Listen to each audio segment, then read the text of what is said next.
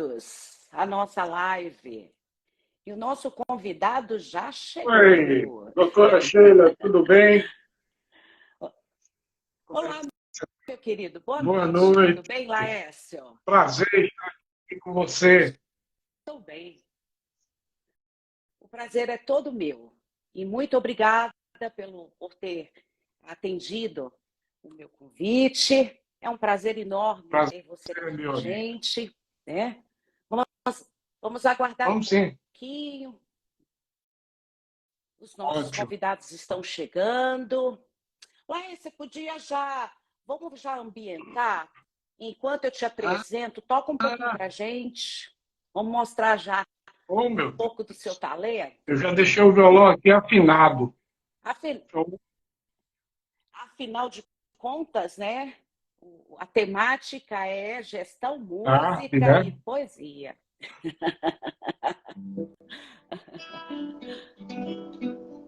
Boa noite a todos que estão aqui, né? E aos que estão chegando também. Boa noite, gente.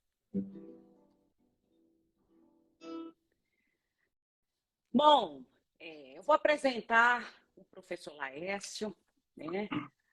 Laércio Lins é nordestino, já é gente boa, já de início por ser nordestino, de Recife, administrador, MBA em planejamento, especialista em gestão empresarial, professor universitário, consultor, músico, poeta e meu amigo. É a parte mais importante.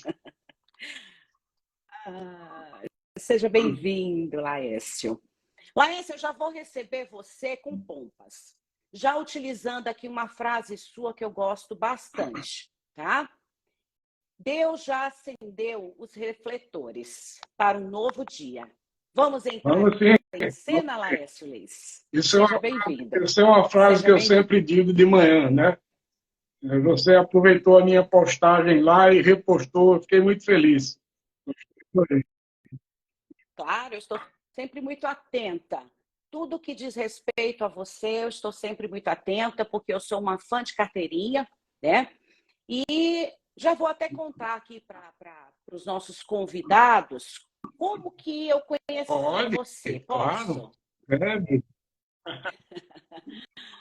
Bom, foi muito interessante. Eu acho que, como todos sabem, eu gosto muito de música, eu gosto muito da arte.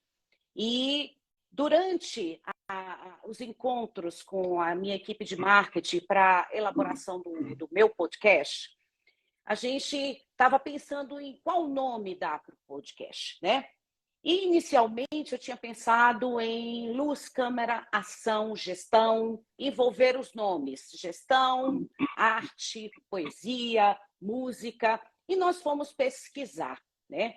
E durante a minha pesquisa, eu fui presenteada, né, com vários vídeos do Laércio, e fiquei muito entusiasmada e muito curiosa, né? E fui aprofundando cada vez mais a busca pelo trabalho do Laércio.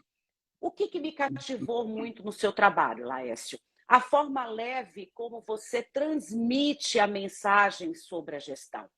As analogias que você faz realmente no seu dia a dia, né?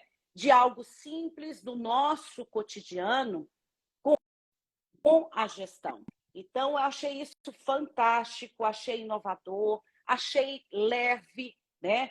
A compreensão é muito mais fácil e entendi que o Laércio é aquele profissional que a gente senta para conversar e não tem vontade de ir embora, né? Esse é o Laércio Lins, né? Cheio aí de qualidades, cheio de competências, com muita habilidade, com muita atitude, né? Falando de gestão de uma forma inovadora e leve, tá? Mais uma vez, seja muito bem-vindo ao nosso podcast Entre Nós, hoje em formato Sheila, de live. muito obrigado aí pelas palavras, né? Eu fico muito feliz, que é aquela coisa, a gente às vezes não tem a visão tão apurada, né? A nossa própria visão. E quando alguém vem e confirma aquela visão, afinal de contas, eu tenho trabalhado há mais de Desde o Velho Testamento eu tenho trabalhado para formar essa imagem. E, e quando eu vejo alguém confirmar essa imagem, é claro que eu fico muito feliz.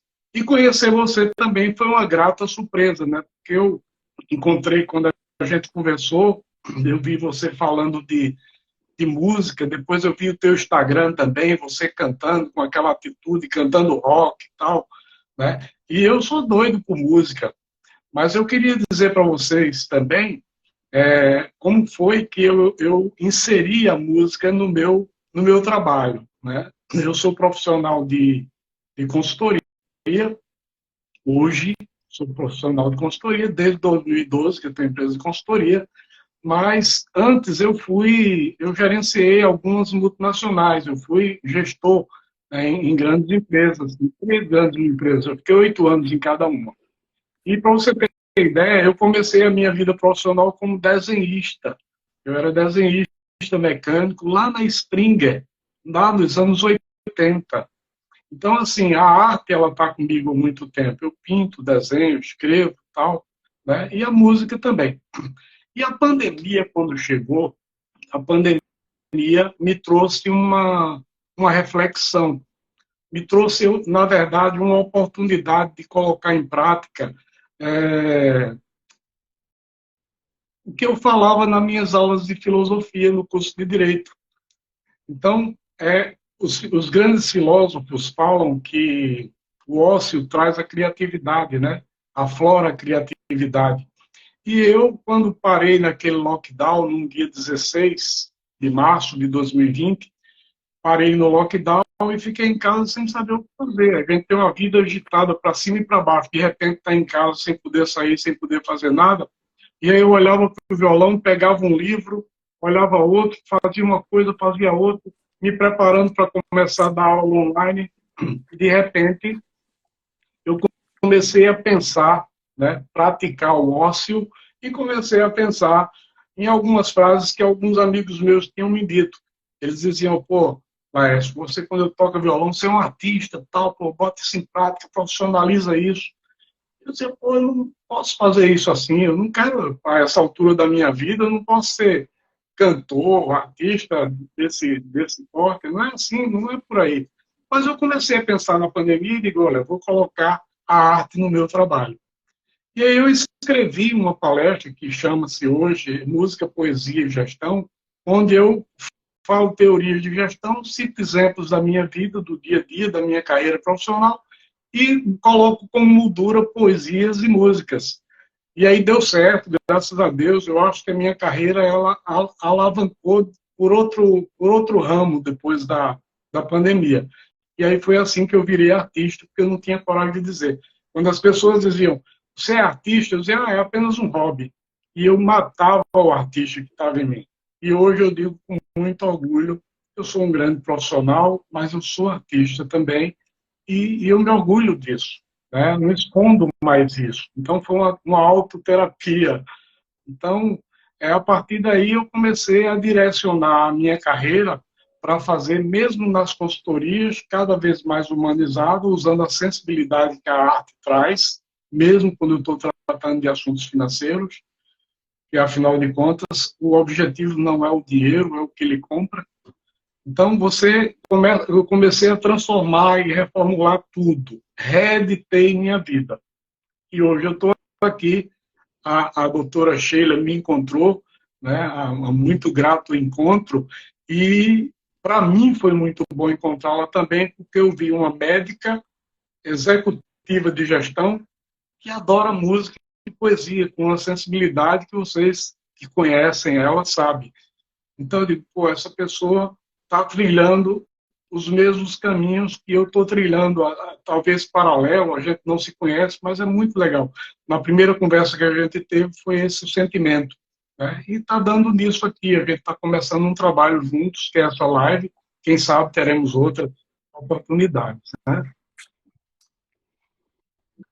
Foi uma conexão, né? Uma conexão muito fácil, né? Levando em consideração que nós temos aí os mesmos Claro. ideais e o mesmo propósito. Então, eu acho que você, inclusive, já respondeu a minha primeira pergunta, né? quando eu divulguei a live, eu fiz o seguinte questionamento: se é possível conciliar gestão, música e arte, né? Claro que é, né? E Claro que é. pelo contexto que você já nos Claro contou que é. aqui, é Olha, tem muito um... possível, né? A gente junta é muito possível juntar as nossas paixões, né? E transmitir uma mensagem profissional, né? Para as pessoas ou no nosso dia a dia de uma forma muito leve, de uma forma muito leve e gostosa, né? Vamos falar um pouquinho de propósito da gestão? Eu te interrompi. Eu, vamos falar um Claro, pouquinho de propósito da claro. gestão? Eu gosto muito de uma frase. Eu vou utilizar aqui, pessoal, as frases do Laércio Lins, tá? Até mesmo para prestigiar o talento dele, né? Você tem uma frase que me fez pensar no propósito, né?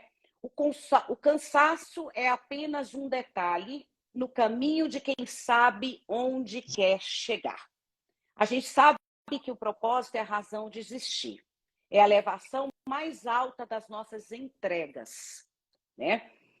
Existem 8 tendências na gestão empresarial e o propósito é a primeira delas.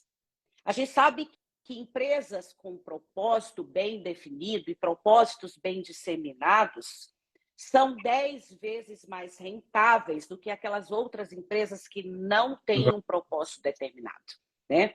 Então, diante desse contexto, Laércio, qual a importância e os desafios da disseminação e ou fortalecimento de uma cultura organizacional no mundo capitalista que nós Olha, vivemos hoje?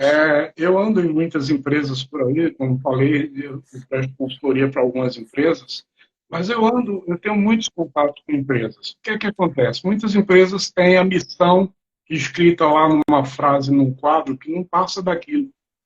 A missão, a visão, os valores.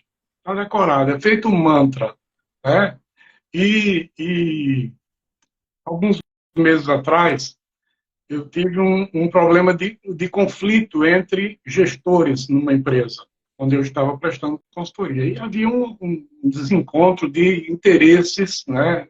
Talvez um pouco de ego inchado de um ou de outro e tal. E aí a discussão caiu na minha mão, através do gerente de recursos humanos, para dizer: Laércio, o que é que você acha disso? O que está acontecendo aqui? Bate um papo com os caras, eram 5 gestores, 5 gerentes nessa empresa, era uma fábrica. Eu disse: olha, vamos conversar com os caras, né? E aí, quando eu fui conversar com os caras, eu perguntei qual a missão da empresa. E aí, nenhum dos 5 sabia a missão da empresa decorada. Pô, se você não conhece a frase, imagine a ação da missão, a atitude da missão, a prática da missão. Muito bem. Então, vamos ler a A missão, prática. né? Eu tenho aqui a missão da empresa, e vamos ler. Quem estiver fora desse contexto aqui tem que se adequar a quem está dentro desse contexto.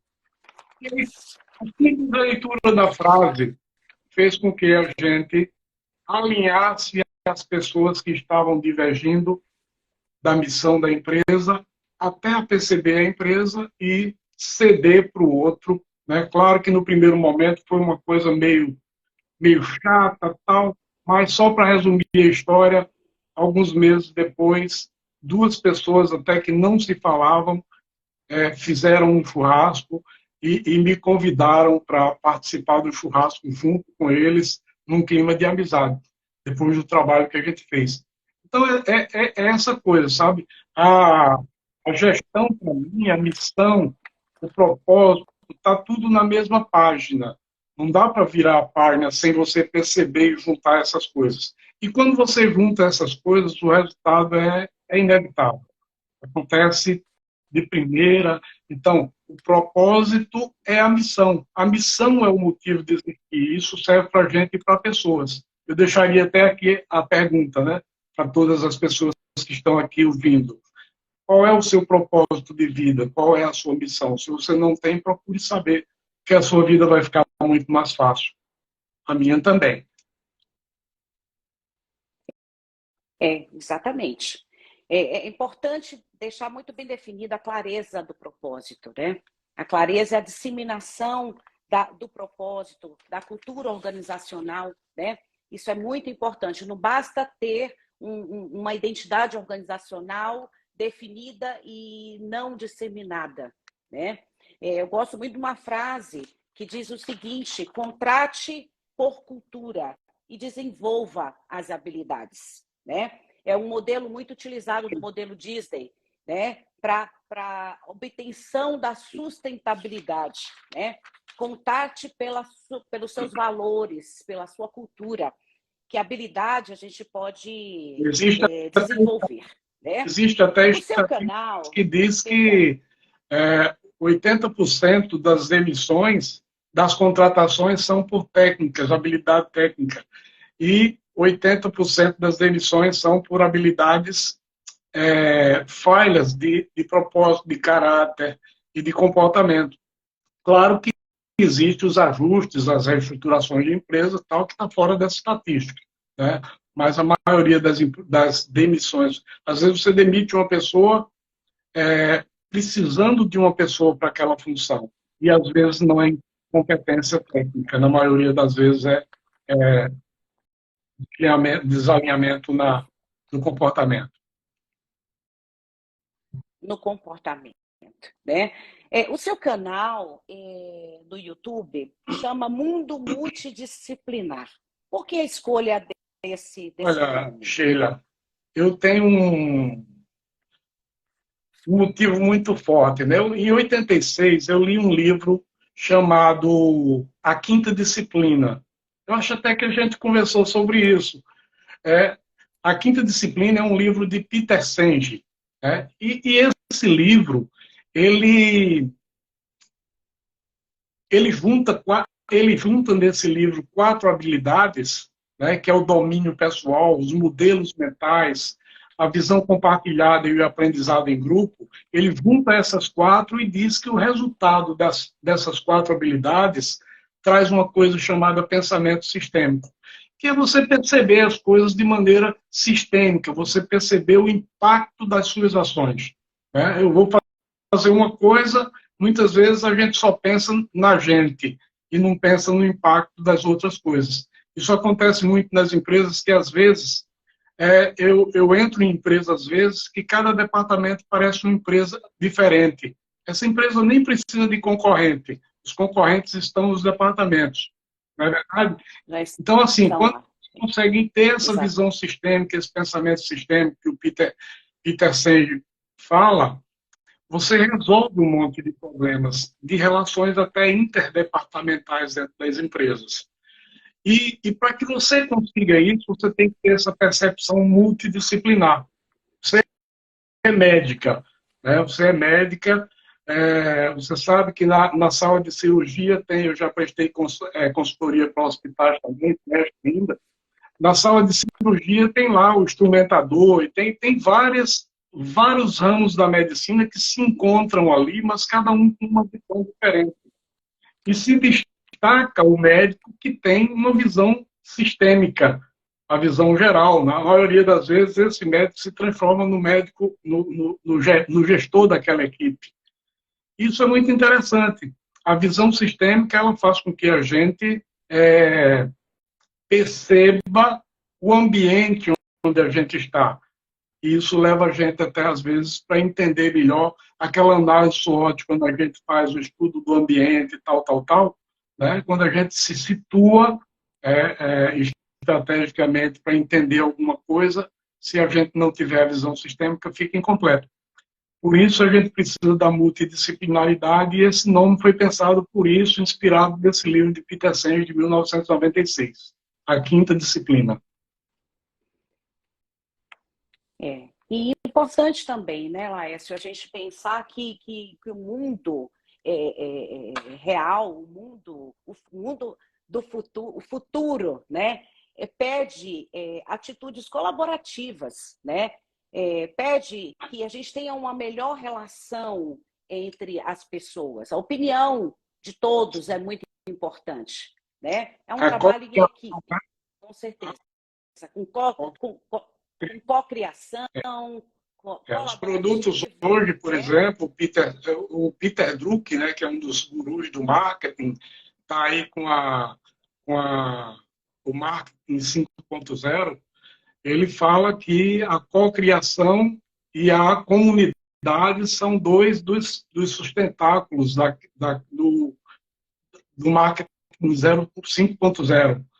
Isso aí é uma coisa interessante, porque antes se pensava que a globalização acabaria isso e padronizaria tudo. Por exemplo, a televisão, com a produção feita no Rio e São Paulo, mexeu no sotaque do país inteiro.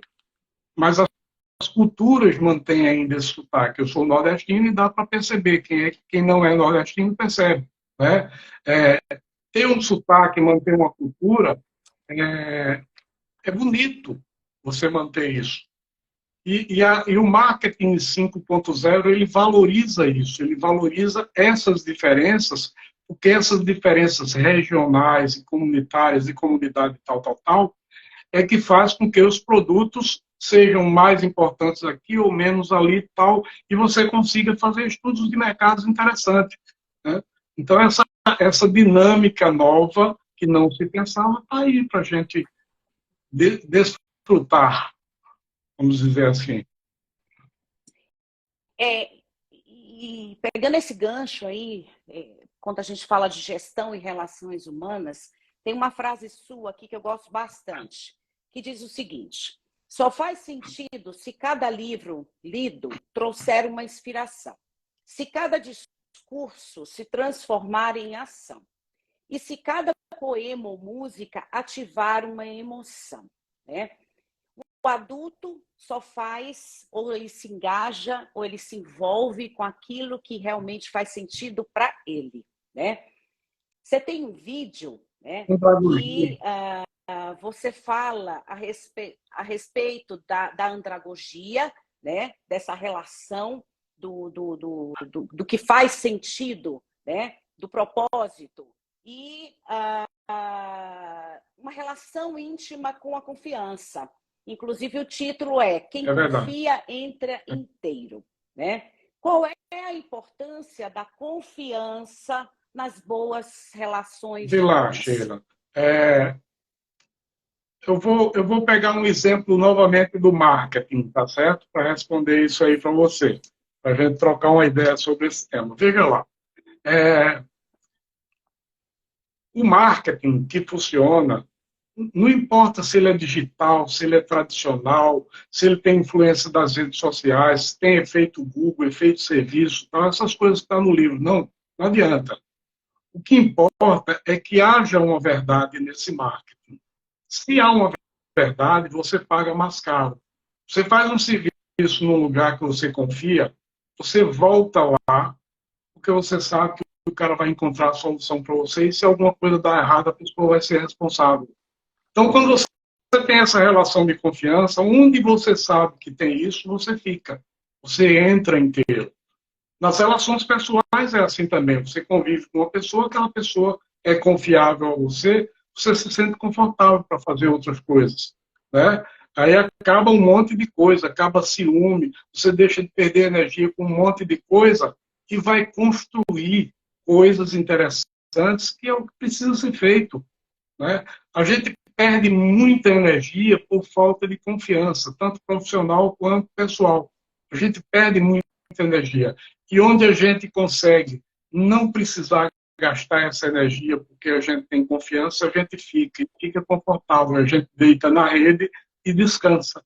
É assim que as coisas acontecem, mesmo inconscientemente. Naturalmente, né?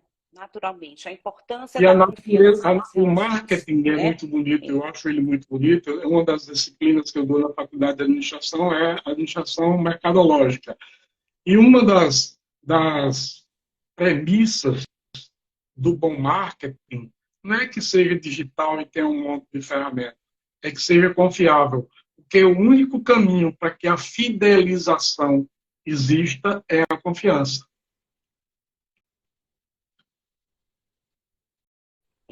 Com certeza. A matriz SWOT, ela é utilizada como uma ferramenta no planejamento estratégico. E eu acho muito bacana uma analogia que você faz utilizando a matriz SWOT para falar das relações humanas, das relações interpessoais, né? E tem uma frase sua que diz respeito a esse assunto que eu gosto bastante também. Vocês já viram que eu sou fã das frases do Laércio Luz, né? Só dando uma Reduza... informação, as frases que estão lá no meu Instagram, todas elas não são frases soltas, elas fazem parte de textos, tá certo? Eu estou juntando tudo isso aí. Sim. Reduza as fraquezas, controle as ameaças, potencialize as forças, aproveite as oportunidades, né? Bem o que realmente é a ferramenta SWOT. Quando você faz a analogia da ferramenta SWOT com o desempenho individual, né? Explica um pouquinho melhor isso para gente. Eu costumo olhar para a análise SWOT, né? A sigla SWOT significa 4 palavras, as iniciais de 4 palavras em inglês, que significa forças e fraquezas, ameaças e oportunidades. 2 dessas palavras, que são forças e fraquezas, são consideradas internas. São consideradas internas porque depende da gente transformar. Se eu me sinto fraco numa coisa, eu posso fazer um exercício físico e ficar forte. Eu posso estudar uma coisa e ficar bem numa disciplina que eu não conheço. Então, depende de mim, minhas forças, transformar minhas fraquezas em forças. Já as ameaças e oportunidades, não, elas vêm de fora. Mas aí eu preciso entender isso com a inteligência emocional lá do Daniel, né? A inteligência emocional vai fazer com que eu jogue com isso e entenda as ameaças e oportunidades e tente tirar proveito disso. Isso a gente pode ver na vida pessoal e na vida profissional também. Para planejar, é impossível você planejar sem considerar esses 4 fatores. Isso é o início, né? É o início quando você... Eu costumo muito dizer que planejamento é sonho, plano é realidade. O planejamento, ele traz a teoria, coloca a teoria na mesa, faz você pensar. Mas você ainda não agiu, não teve ação. A ação chega quando você começa a colocar no papel, faz um cronograma físico, financeiro, aí você vai estudar os recursos, e aí você começa a analisar caso a caso. Quando você passa pelo cronograma do que você quer fazer, você vai passar pelas suas forças, fraquezas, ameaças e oportunidades. Isso é análise SWOT na prática. Hoje eu estava falando, na hora do almoço, hoje eu fui cortar o cabelo, né? Para ficar bonito para a live aqui. Tá? Melhorar aqui o aspecto visual, cuidar da imagem, autocuidado.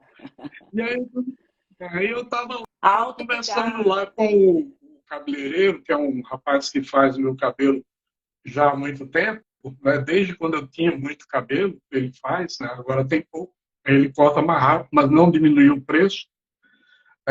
Aí ele falou para mim que aprendeu que teve muitas perdas, né, na vida dele, que perdeu uma irmã um mês atrás, uma irmã mais nova, ela morreu, ela teve uma complicação num parto e faleceu.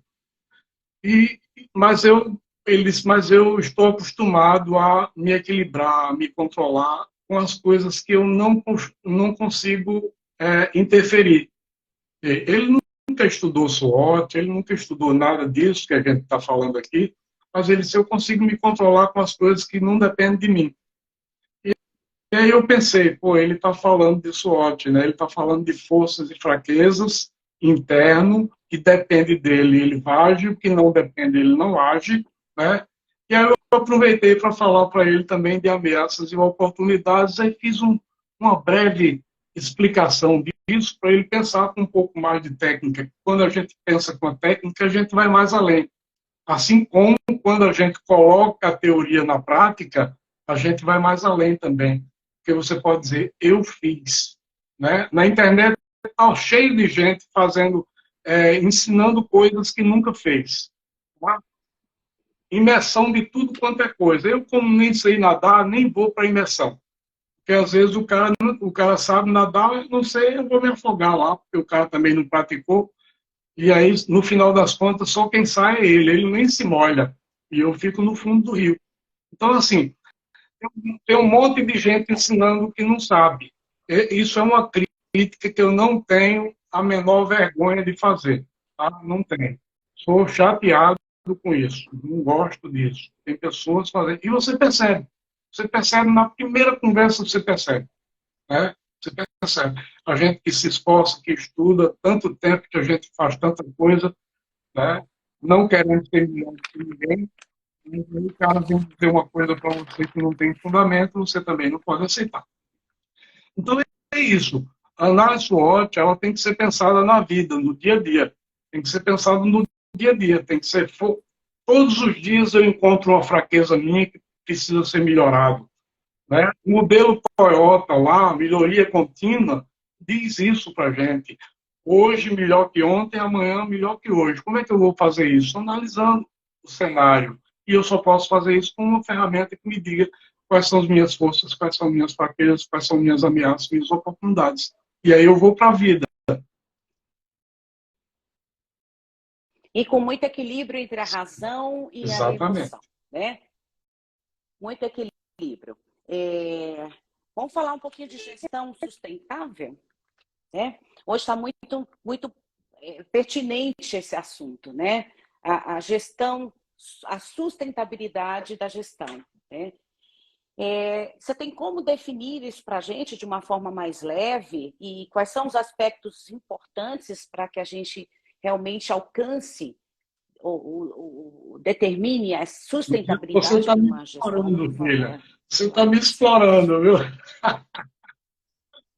Mas é bom, Uai, bom mas isso, é bem legal. eu fiz aqui Eu, o seu merchan de eu que você eu tenho o é o maior cara prazer. da Eu gestão, tenho o maior com prazer de leveza. emitir minhas considerações a respeito desses assuntos. Mas, olha, a gestão sustentável, é, eu tenho um exemplo muito claro da gestão sustentável no empreendedorismo social, por exemplo.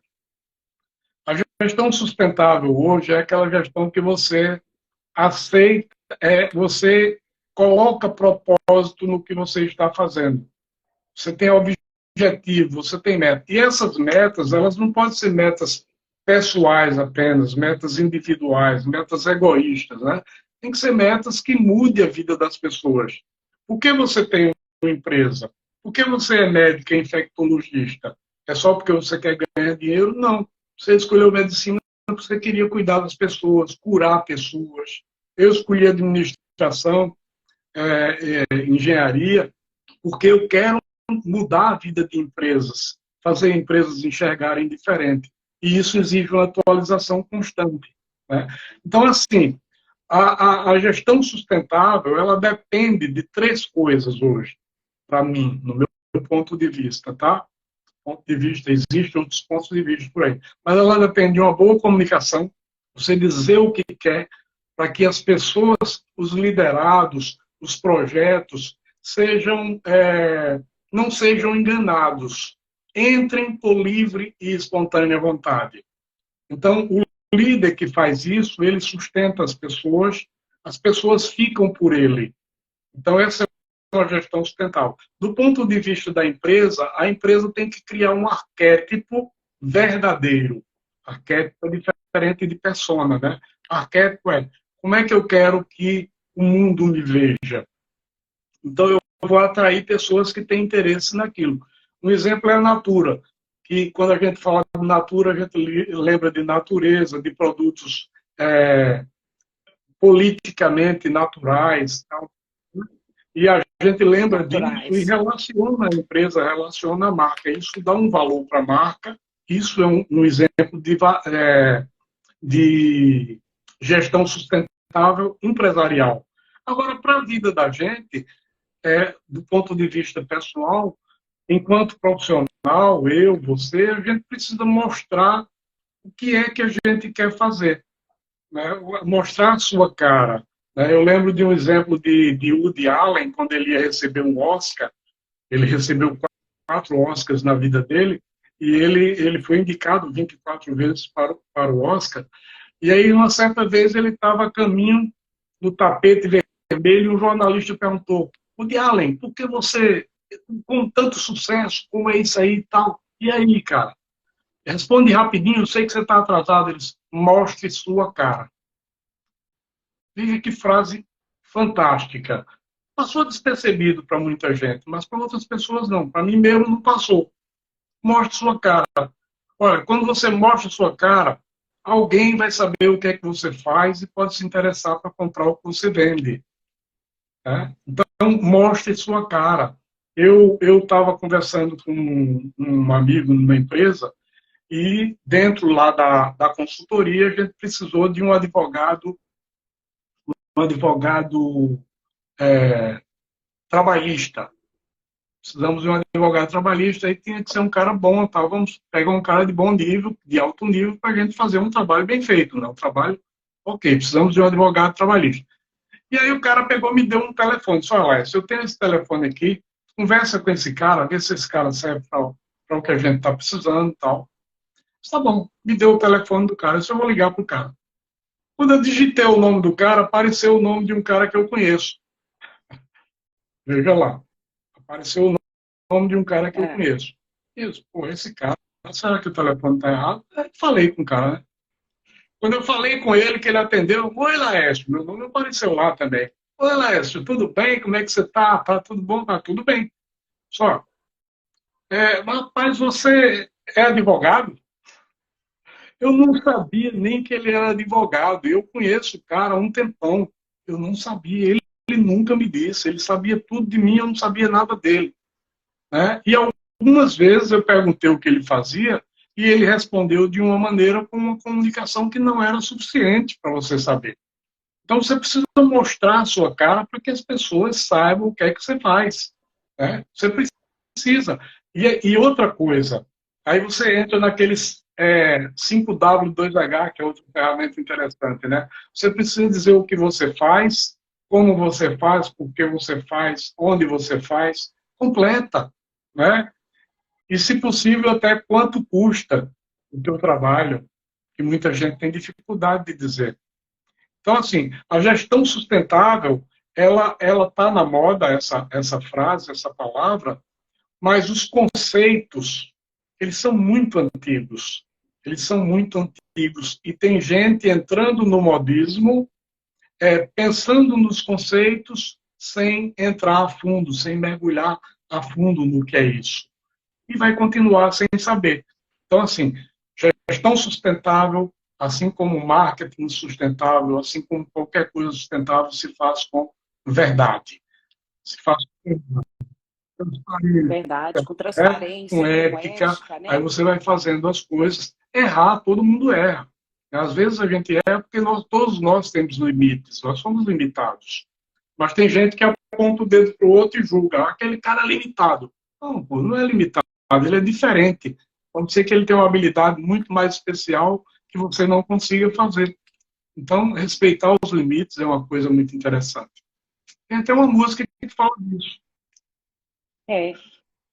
Ah, Qual música? não, mas quer continuar? Vamos tocar uma música? Vamos? Vamos? Eu lembrei desse, Vamos? eu Você que lembrei manda, desse você que é o tema agora, convidado lembrei aqui. desse tema agora e encaixa bem com essa coisa de você respeitar o ponto de vista do outro, o limite do outro, respeitar o outro, né? É uma música de uma banda lá do Rio de Janeiro chamada Casuarina, você conhece? E eles cantam samba, né? Eu adoro. Aí a música é assim, ó. Então vamos lá.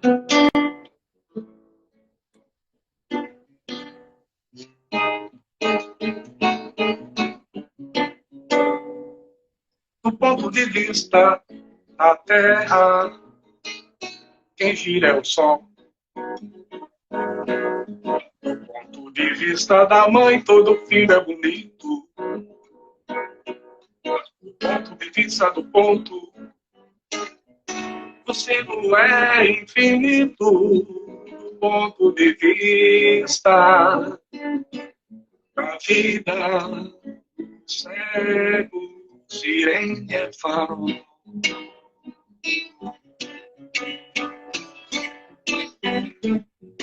Do ponto de vista do mar, quem balança é a praia. Do ponto de Conquista da vida um dia é pouco, guardado no bolso do louco. Há sempre um pedaço de Deus. Respeito meus pontos de vista, se eu respeito esse às vezes dos pontos de vista observa a miopia e acaba preferindo o que a gente gostaria. Não é preciso ter lente, nem óculos de grau, nem que exista somente um ponto de vista final. O jeito é manter o respeito e ponto final. É linda essa música, né? Respeito e ponto final. Vista, né? Mostre a sua cara com ética, com respeito, com transparência, né? Isso sim te sustenta, né? E sem modismo, exatamente. Sem modismo e sem verdade, não se sustenta, né? Vamos falar de mudança, né? Uma frase sua que fala o seguinte: mudar é necessário. Quando o enredo muda, é preciso mudar o cenário. E aí me trouxe, né, quando a gente pensa em planejamento, né? Planejamento é sonho, plano é realidade. Enquanto não houver plano de ação, ou seja, atitude, o planejamento apenas é um sonho. Muita coisa minha, né, Célia? Fucei, tá vendo? Uma mudança planejada é mais sustentável? E eu trago para você também uma outra pergunta, né? O que é sucesso para você? Como atingir um sucesso também sustentável? Essa é mais fácil. Mas vamos lá. O planejamento, eu até falei isso no início da nossa conversa aqui, né? O planejamento, às vezes você diz assim, olha, eu gosto muito de dar exemplos práticos, tá certo? Veja lá.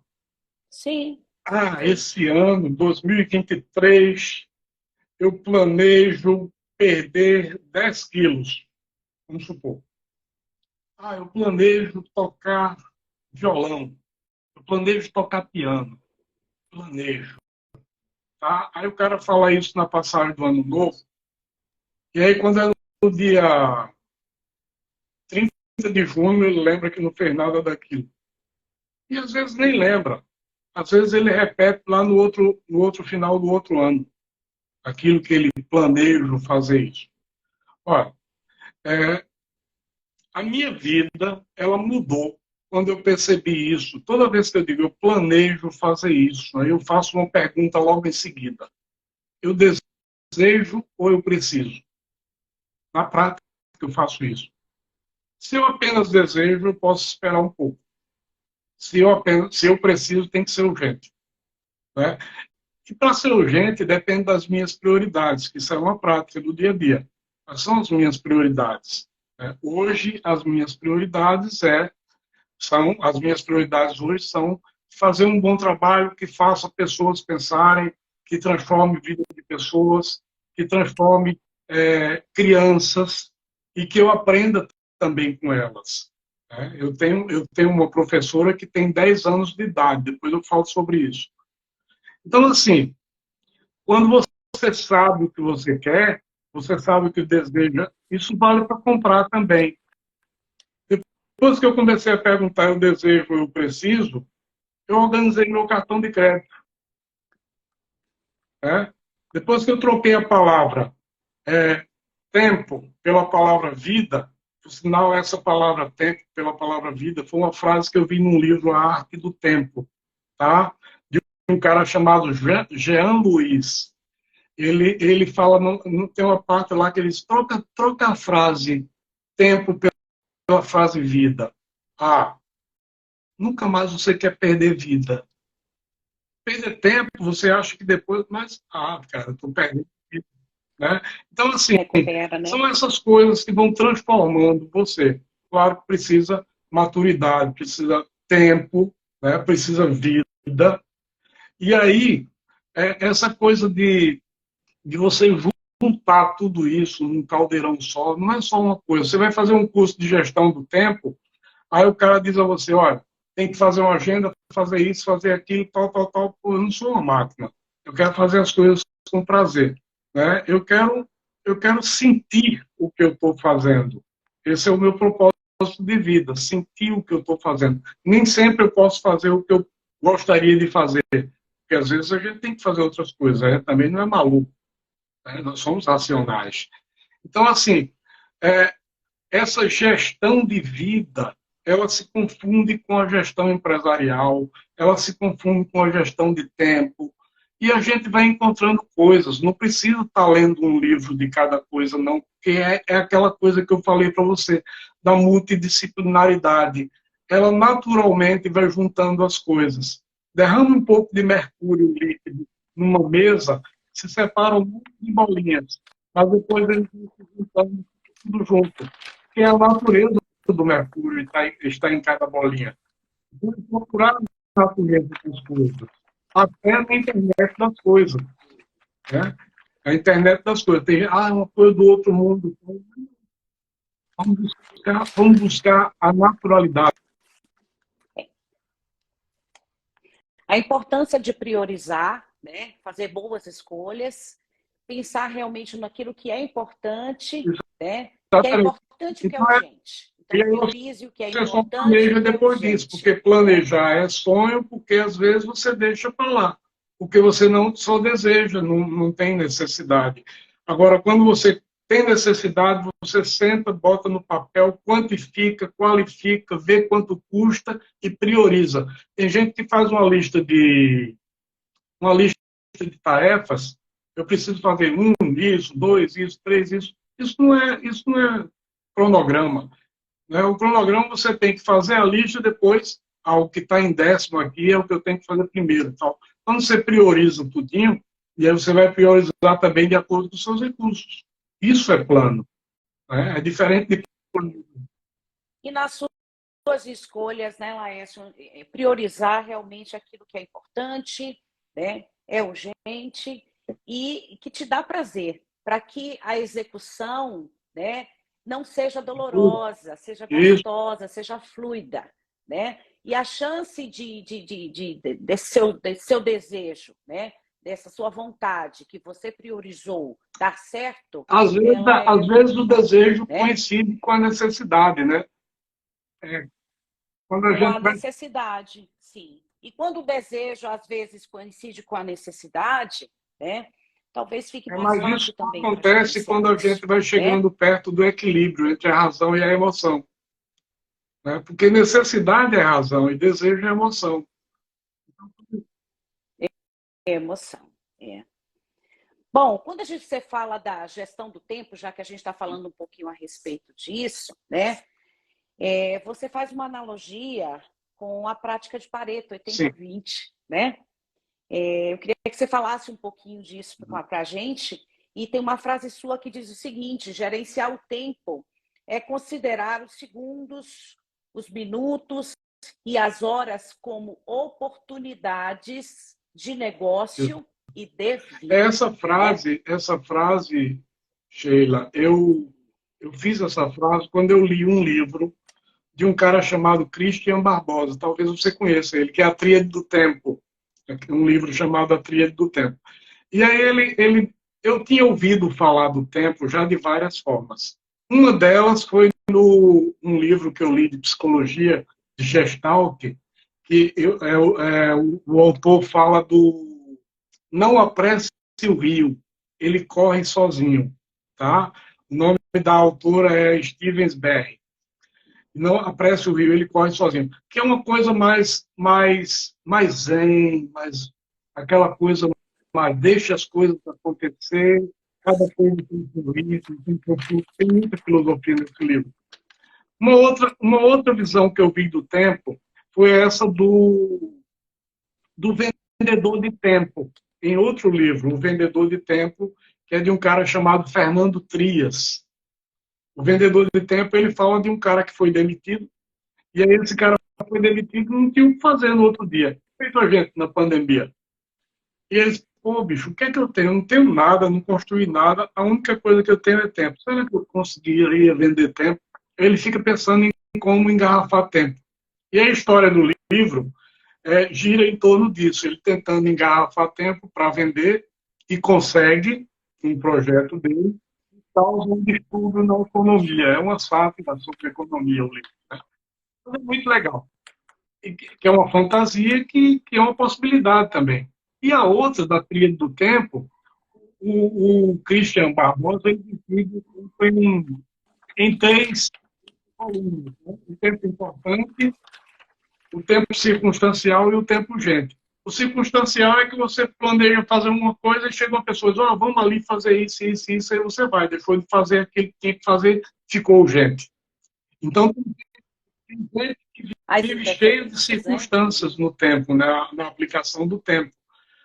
E quando você usa o tempo importante, você faz as coisas que você tem que fazer, isso é um exercício que você tem que aprender, isso depende de planejamento e plano. Então é muito legal esse conceito todo, né, essa coisa. E voltando para a sua pergunta, o, o Pareto, né, o Pareto, sociólogo, ele falou da teoria 80-20, ele fez uma análise das populações, né, e aí ele chegou à conclusão que 20% da população do mundo está com 80% da riqueza nas mãos. E os outros 80% está com 20% da riqueza. Ele, será que isso serve para tudo quanto é coisa? E ele começou a fazer um exercício. Né? Começou a fazer um exercício e, e, e ele observou que você consegue resolver problemas pensando assim. Ele chegou à conclusão que 20% das causas são motivos para 80% dos seus problemas. Se você e a gente costuma a atacar os efeitos, não as causas. Se a gente atacar 20% das causas, a gente resolve 80% dos nossos problemas. Isso do ponto de vista empresarial, do ponto de vista pessoal. Né? Que isso casa com outra teoria também, que é a teoria de Ishikawa, lá de japonesa, do modelo Toyota, né? Que ele faz a espinha de peixe e ele divide em seis passos, né? Todos os problemas têm uma origem que ajuda a resolver esse 80-20. Então, vê, quando você vai com a técnica para resolver essas coisas, vai buscando técnicas, teorias, ferramentas, tal, você economiza o tempo, você otimiza o tempo e não perde tempo reinventando coisas que já foram inventadas. Você precisa somar essas coisas. Eu exercito isso, eu pratico isso, mas não é tão simples assim, porque é um exercício diário, a gente tem que estar aprendendo toda hora. Se você perguntar, você sabe fazer isso? A minha resposta é não. Ou você está aprendendo? Estou. Todo dia eu aprendo um pouquinho, né? E tenho certeza que nunca vou saber. Essa é a certeza que eu tenho. Tem uma ouvinte aqui que questionou a respeito do É. sucesso Eu sustentável, responder né? isso aí A para gente você. retomar isso aqui um pouquinho. Eu acho que o sucesso sustentável é importante a gente respeitar a natureza das coisas, né? Eu gosto muito de uma música do Acioli Neto, nordestino, né? Que fala: não se aveste, não, que amanhã É pode filosofia acontecer tudo, pura. inclusive nada. A lagarta, exatamente, a lagarta rasteja até o dia que cria asas, né? Então, é importante para garantir, para se obter um sucesso sustentável, é importante ter planejamento, é importante ter foco, é importante ter atitude, é importante fazer boas escolhas, né? E gerenciar o E o tempo, a importante também, natureza das coisas. Né? Desculpa, Laércio, é muito comum, por exemplo, né? Um exemplo, quantos e quantos artistas você conhece que lança uma música sim, e some no mercado, né? Porque adquiriu uma fama, né? Uma fama de repente, uma fama talvez sem muito planejamento, e isso não se sustenta. Muito diferente, né? Isso para a vida e na gestão e outras áreas, né, de trabalho, quando é planejado, né, estruturado, com foco, né, a sustentabilidade é nada, né? Do outro Ela ponto de acontece. vista também, Sheila, que é o que eu ia responder para você, né, que eu vou responder para você assim como eu penso, o sucesso ele é muito subjetivo, né? Porque o que é sucesso para um não é para outro. Tem coisas que o cara se acha porque eu tenho sucesso, porque faz tal coisa, eu não quero aquilo para mim. Então, o sucesso ele depende muito de escolhas que você faz para a sua vida, né? Você faz para a sua vida. Tem pessoas que criticam, eu até falo disso no meu, na minha apresentação, no meu show de gestão, eu falo de Dorival Caymmi, né? Dorival Caymmi, Ah, bacana. Eu vejo que você faz uma analogia muito interessante, né, sobre Dorival Caymmi, quando você isso. fala de eficiência e eficácia. Eu vou Conta essa história, contar bem essa história interessante para a fechando das gente. duas coisas. Eu respondo o sucesso e falo da eficiência e eficácia, tá bom? Veja lá, Dorival Caymmi, muita gente Tá bem. critica ele e diz assim, era um cara preguiçoso, vivia na rede, olhando o mar, não queria trabalhar, tal. A pergunta que eu faço é, quantas Baiano, baianos, né? tal, quantas pessoas você conhece que ficou na rede tanto tempo, olhando o mar, e fez tanta coisa boa pela música popular brasileira, e marcou tanto a presença durante esse tempo que viveu aqui, que ele morreu em 96. Né? Quantas pessoas? Então, era a felicidade dele, tá? Aquilo ali era a felicidade dele. Outra coisa, ele foi eficaz.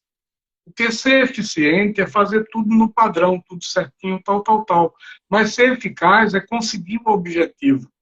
E ser eficaz, eu gosto muito de um exemplo da seleção brasileira de 82. Quem gosta de futebol fala, a melhor seleção do Brasil até hoje foi a de 82.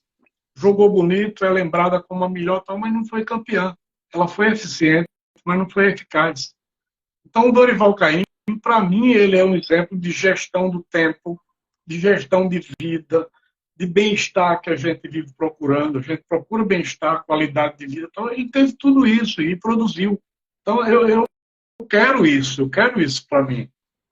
Então, sucesso para mim é isso, é fazer as coisas que eu tenho para fazer, que eu quero fazer, e buscar nesse sucesso essa satisfação pessoal e que não seja só para mim, porque toda vez que eu escuto uma música de Dorival Caymmi, eu fico feliz, eu me arrepio quando eu canto ou toco essa música aqui, ó.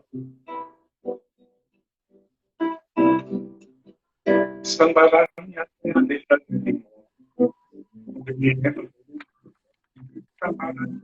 deixa a gente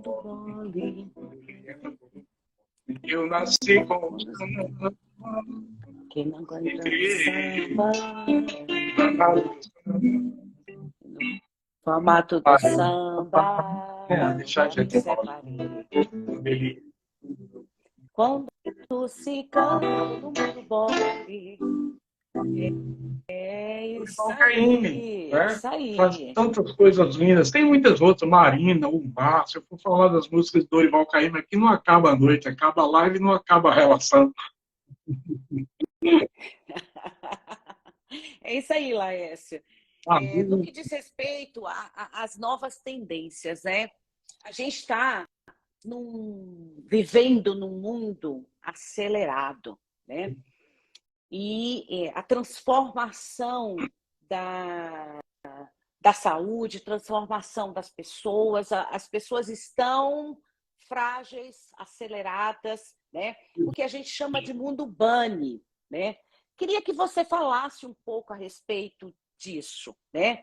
É, inclusive, eu penso no seguinte, eu trago aqui para você uma reflexão, né? Você tem um vídeo que fala o seguinte: salve a sua empresa, salve a sua empresa, né? E uma frase que diz: empresas são como pessoas e devem ser cuidadas como exatamente. pessoas. né? Quais os sinais diretos e indiretos que uma empresa, que mostra que uma empresa está em perigo, em alerta, né? Eu vou te Ou falar que ela disso, está eu vou te falar disso aí e vou desconectada? fundamentar com essa história do mundo Bunny que você falou, tá bom? Veja lá. Isso. Como que eu sei que a empresa está desconectada com esse novo mundo híbrido, Você acelerado, é o médica, mundo bunny? é Fala um médica, tá pouquinho disso certo? para nós. Médico, o teu instrumento de trabalho são exames e a percepção do estado físico, né? Análise, diagnóstico e tal. Uma empresa é a mesma coisa. Olha, Peter Drucker tem uma frase que ele diz assim: se você não sabe medir, não consegue medir, você não consegue gerenciar. Isso é o exame. Peter Drucker fala disso. Só que tem pessoas que não sabem nada a respeito da empresa. Se eu perguntar a um empresário qual é o ponto de equilíbrio da sua empresa, vamos dizer na prática, tá? É um cara bem humilde, um empreendedor bem humilde, que tem uma bodeguinha lá na pontinha da rua. Já olhou para mim uma vez e disse assim: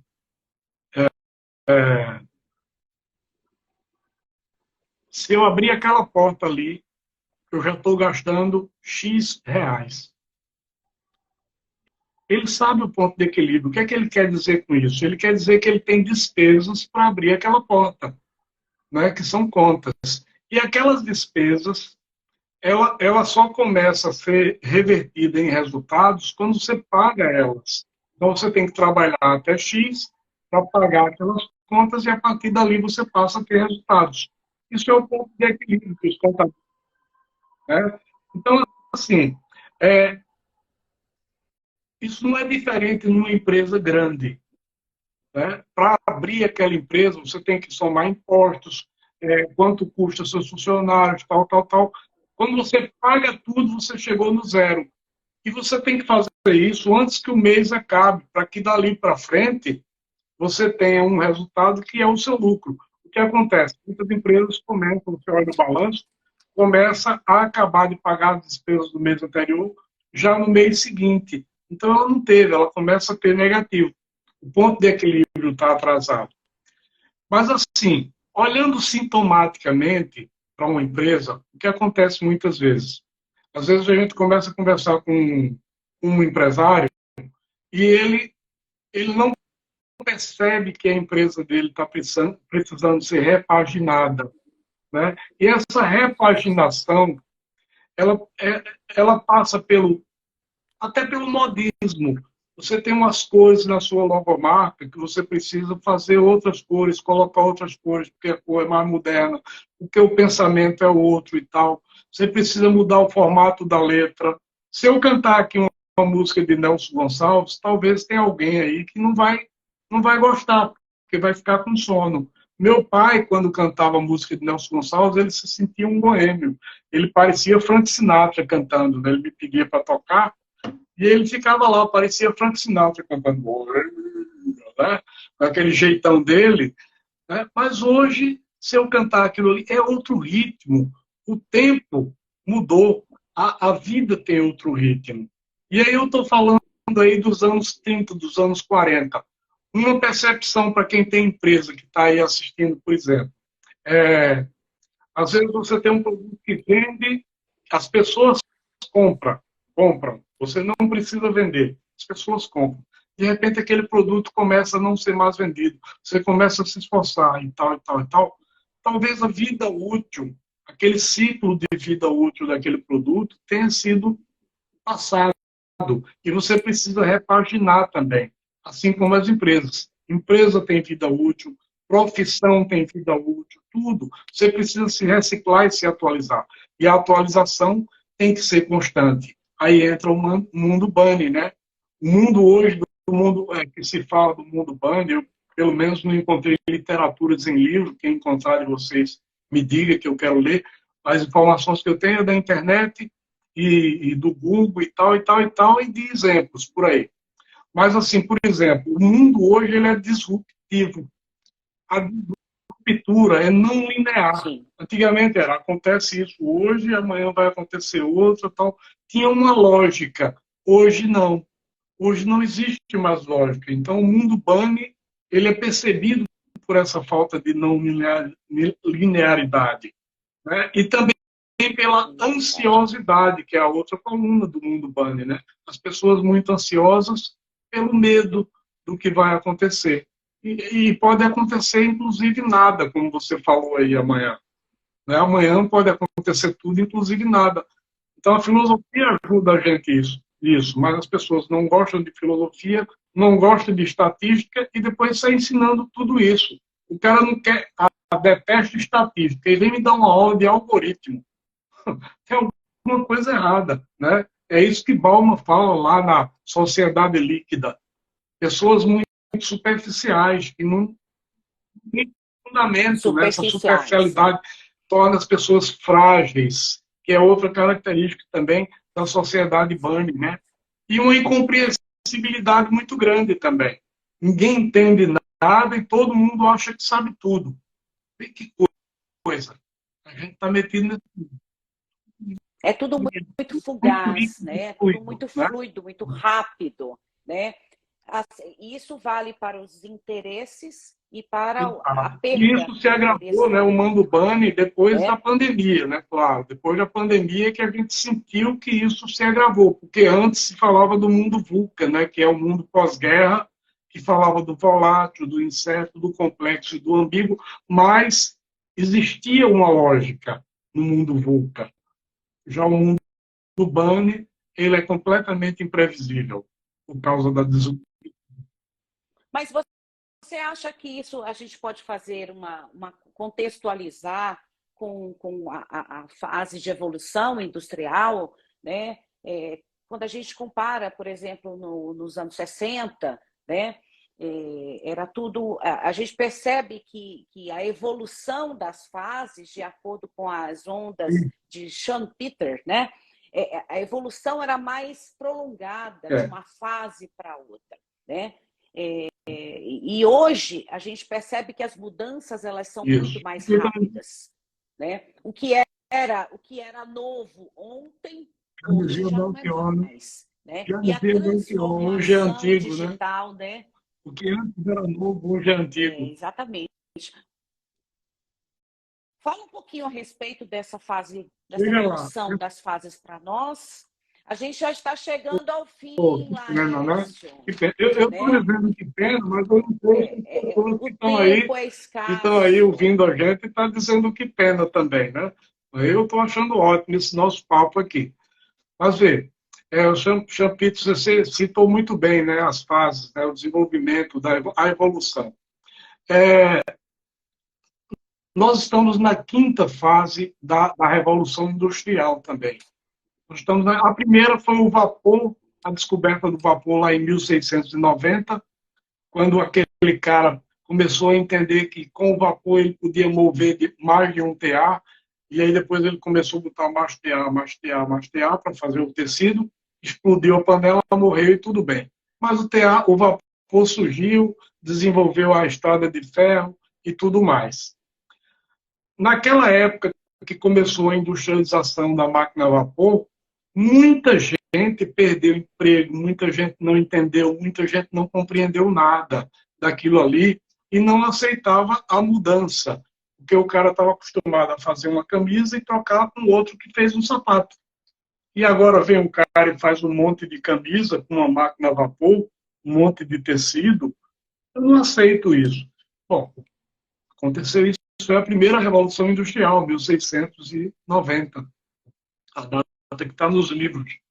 A próxima grande revolução, que foi a segunda, foi em 1790, quando foi inventado a energia elétrica, né? Que aí você não precisava mais esquentar água para fazer o vapor, você apertava o botãozinho e a máquina começava a funcionar com um motor a diesel. E aí depois veio a terceira somente em 1960, por aí, entre 55 e 69, que foi a criação do computador. Todas essas fases deixou pessoas de fora, deixou pessoas de lado. Mas foram fases que eram que era explicável, porque tinha uma lógica, a gente sabia o porquê, né? Já quando surgiu a internet no ano 2000, por aí, que começou a tomar força, é, as pessoas deixaram de fazer memorandos e começaram a fazer e-mails. Quando isso começou a acontecer, as coisas começaram a perder lógica, porque o mundo deixou de ser estático e passou a ser dinâmico. Qual é a diferença de estático para dinâmico? Estático é uma fotografia, dinâmico é um vídeo, que a gente não pode prever qual é o próximo movimento. A fotografia está lá atrás. A diferença é essa. Então a internet trouxe isso para a gente. E agora, com a internet das coisas, com tanta tecnologia, com aplicativos que nós somos dependentes deles, esse aqui mesmo que nós estamos usando é um aplicativo, o Instagram. Então, com todas essas coisas, surgiu esse novo mundo tecnológico e muita gente não entende e reluta a não entender. Ou seja, a evolução, ela é natural. Ela é boa para uns e é ruim para outros. Eu falei no início que eu tinha uma professora de 10 anos. Eu tenho uma sobrinha que ela tem 10 anos, aí eu fico olhando ela no celular, brincando, e ela fica lá e eu fico vendo o que é que ela está fazendo, né? Ela não sabe que é minha professora, ela é filha da minha sobrinha, mas eu sei que ela é minha professora. E eu fico observando como é que ela percebe as coisas, com aquele olhinho rápido dela, tal, tal, tal. Ela tem uma linha de raciocínio dinâmico completamente diferente do meu. Tem coisas que ela pensa ali, naquelas brincadeiras dela ali, eu nunca vou entender. A gente sabe que hoje existe o metaverso, por exemplo. O metaverso é um mundo paralelo.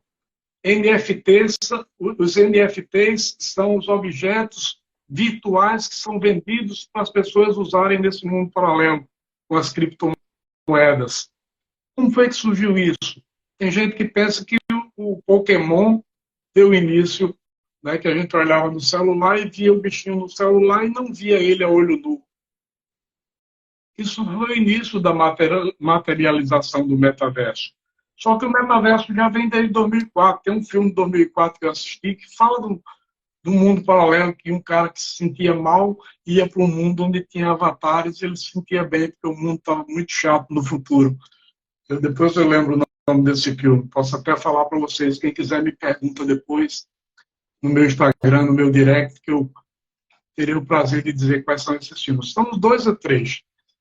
Então é isso, gente. Então o mundo Bunny é um mundo que a gente vai ter que lidar com ele, porque as pessoas são diferentes. Eu estava lendo a obra de Platão, até postei no meu Instagram, e ela só teve 15 curtidas de Platão. E eu disse, pô, uma frase dessa, por que só teve 15 curtidas? E aí eu fiquei intrigado, né? E eu fui pesquisar. A frase diz mais ou menos assim: se você quer conhecer a educação de uma sociedade,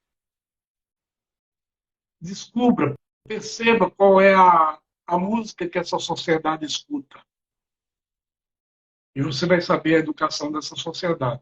Aí aí eu comecei a olhar algumas sociedades no mundo, que tipo de música escuta, tal. Eu comecei a fazer uma avaliação, uma análise, né?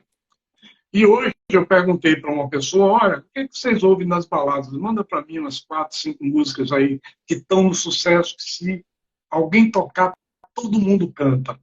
Eu recebi as 5 indicações das músicas. Gente, eu estava pensando em fazer um paralelo, até de aprender algumas dessas músicas, mas não dá. Elas não conseguem, eu não consigo aceitá-las na minha essência. Eu vou me agredir se eu tocar aquilo, ou se eu cantar aquilo. Não é frescura, não é nada, tá? Mas eu toco outras músicas atuais, mas algumas eu não consigo. Algumas eu não consigo, simplesmente não consigo. E aí eu fico olhando e me preocupo com isso. Porque eu lembro lá da frase do Platão, e digo, pô, e agora? Os caras estão... Que educação é essa, né? Que educação é essa? São coisas absurdas que quando eu era criança, 18 anos, não podia.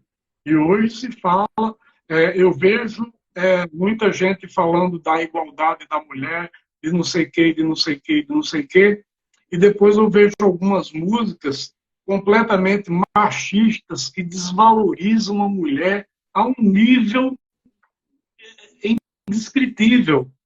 E é aceito por aquela mesma mulher que diz que está lutando por igualdade. Ela ainda dança e balança a bundinha. Entendeu? Então, são coisas que a gente precisa selecionar para a gente. O que é que eu quero, o que é que eu não quero, o que é que me faz bem, o que é que eu não faço. Agora, respeito todo mundo, cada um tem o seu direito, né? As pessoas são iguais perante o direito, mas são diferentes conforme sua individualidade. Não dá para esquecer isso. Não dá para pensar simplesmente, são iguais. Não é iguais em todos os sentidos. As pessoas são diferentes conforme suas individualidades e são iguais conforme o direito. E a gente tem que respeitar isso.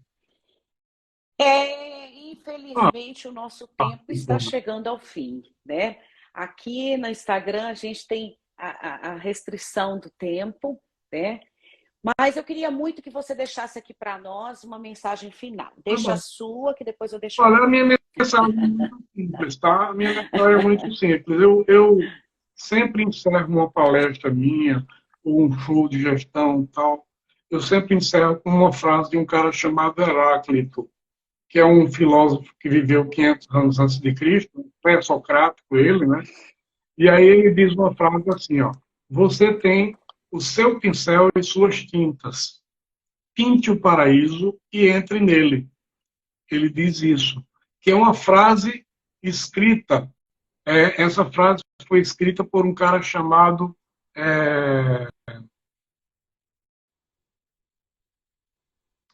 Nikos Kazantzakis, tá? É filósofo grego. Filósofo grego escreveu um livro chamado Zorba o Grego, que virou filme. Tá? Mas aí eu faço um paralelo dessa frase lá com o pensamento de...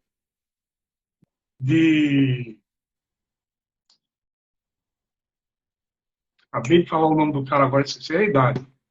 Mas, lá 500 anos antes de Cristo, né? Heráclito. Eu faço um paralelo porque Heráclito diz o seguinte, ó, pinte o paraíso e entre nele. Então você tem o direito de escolher. Tem gente que pinta o inferno e entra nele. Você tem as tintas e tem as cores. Tá? Aí Heráclito vem com outra frase que ele diz assim, olha, tudo muda o tempo todo, tudo flui, né? Tudo flui. O homem que se banha no rio jamais será o mesmo, e também o rio, porque um leva um pouco do outro. Então, eu, quando pego essas duas frases, eu encontro motivos para um monte de coisas e explicações para um monte de coisas que nem precisam ser explicadas. Né? Nem precisa ser explicado. Então, tem coisas que eu não preciso saber. E tem coisas que eu sei sem precisar saber. E tem coisas que eu não sei porque eu não quero saber. Então, deixa fluir, deixa as coisas acontecerem. Eu vou estudando, eu vou lendo o que o pensamento ocidental me apresenta, o que o pensamento oriental me apresenta também, e vou em frente. Então, as duas frases que eu deixaria seria a de Heráclito, o homem que se banha no rio jamais será o mesmo, e também o rio, e a de Nikos Kazantzakis, que é você tem o pincel e suas tintas, pinte o paraíso e entre nele. É uma questão de escolha. Então, diante desse contexto, né, muito bem posicionado por você, eu acho que uma canção que fala muito a respeito de tudo passa, tudo sempre passará, do Lulu Santos, que diz que nada do que foi será de novo do jeito que já foi um dia. Tudo passa, tudo sempre passará, né? A vida vem em ondas como o mar, no ida e vinda infinito. Vamos cantar? Vamos cantar essa canção para a gente finalizar aqui o nosso encontro? Eu acho que essa música fala um pouco de tudo, pouquinho que a gente falou. Pode ser que dê um delay, né? Porque a gente está distante, mas vamos tentar cantar juntos? Sim. O que foi será? Foi será do novo do jeito que já foi um dia. Tudo passa, tudo sempre passará. Muito obrigada pela presença de todos vocês. Foi um grande prazer ter vocês aqui entre nós. No indo e vindo e vindo. se vê não é Tudo que se vê não é igual ao que a gente viu há um segundo. tempo todo. Tudo muda o tempo todo no mundo. É o mundo bom. Perdi pra si mesmo agora. Há tanta vida lá fora, aqui dentro sempre, como uma onda no mar, como uma onda no mar, como uma onda no mar. Muito bom. Adorei nossa conversa, adorei nosso papo. Vamos ter outras oportunidades, se Deus quiser. Gente, vocês estiveram com a gente até agora, muito obrigado, um forte abraço. Me segue lá no Instagram, laércio.lins. A doutora Sheila também, muito obrigado pela oportunidade desse papo incrível, dessa conversa que a gente teve descontraída hoje aqui. E temos muito o que fazer juntos, pelo menos eu penso assim. Vamos, né? Com certeza. E será bem-vindo em Goiânia. Forte abraço. Muito obrigada mais uma vez. Também. Um grande abraço. Forte. Beijo no coração. Tchau, tchau. Obrigada a todos. Obrigada.